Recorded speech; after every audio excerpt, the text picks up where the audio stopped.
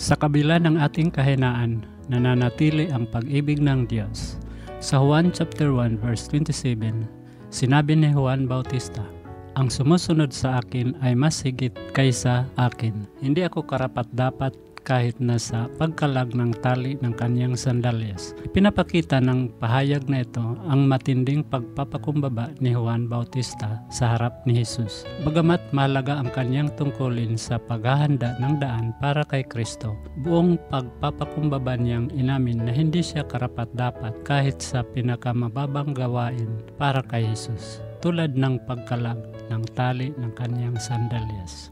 Ang pagkilala ni Juan sa kanyang kahinaan ay hindi isang tanda ng kabiguan, kundi isang pagpapakita ng malalim na pag-unawa sa laki ng biyaya ng Diyos.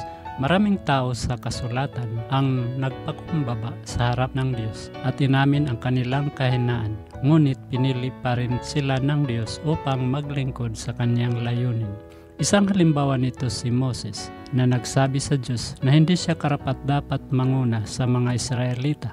Si Pedro na itinanggi si Kristo, ngunit siya ay pinatawad at ipinagkaloob ang tungkulin na manguna sa iglesia.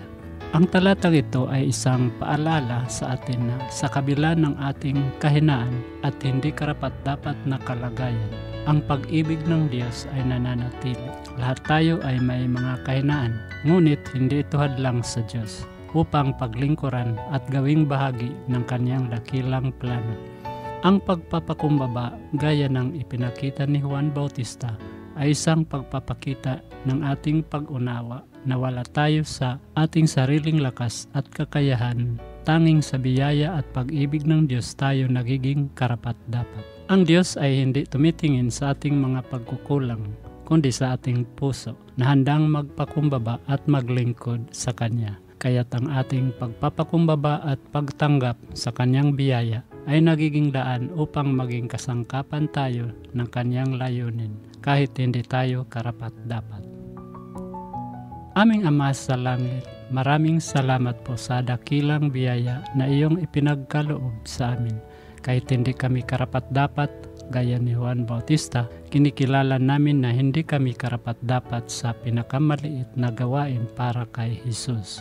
Ngunit kami ay tinawag mo upang makipag-ugnayan sa iyo at maging kasangkapan sa iyong layunin. Tulungan mo kaming mamuhay ng may pagpapakumbaba, laging alalahanin ang iyong kadakilaan at ang aming pagdepende sa iyong biyaya.